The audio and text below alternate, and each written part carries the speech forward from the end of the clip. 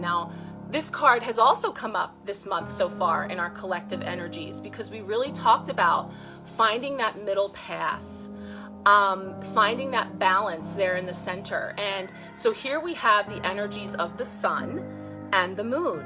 We have light and we have shadow. We have masculine and we have feminine. And there's this, you know, infinity movement between the two. And, you know, how are we growing, right? So finding the middle path, finding that place where we come back into equilibrium despite the extremes of feeling that pull for the action, the pull for the yang, the pull for, you know, faster than the speed of light, and then the pull for receptivity, for rest, for recalibration, you know, for being more yin in nature. How do we find that center point, right?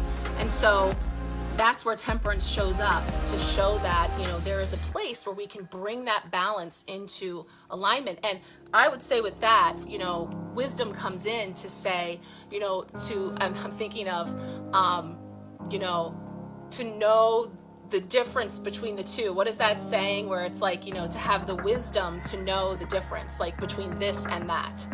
I'm messing that totally up, but there's that saying where you say, you know, that between this thing or that thing, and may I have the wisdom to know the difference, you know, between the two.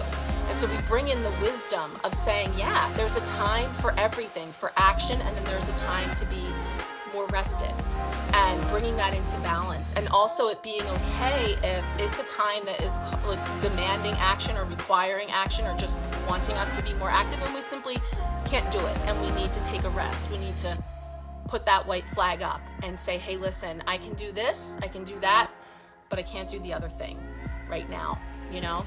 And just being really honest with ourselves and with others. So we're getting the knowledge to know that in the end is the wisdom, right? It's the wisdom that is gleaned through the process of experiencing the good, the bad, the ugly, the light, the dark, and all the things in between. Is this second there, though, I was getting something over here with, when we talk about childhood stuff, nostalgic stuff, we talk about things from the past.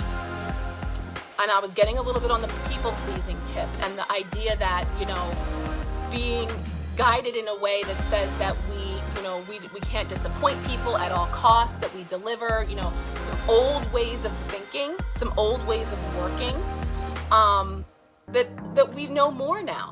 We have wisdom that we've gleaned through the process of people, you know, working themselves into the ground to overperform in all kinds of ways, whether it's in your personal life, your professional life, your friendships, whatever they are.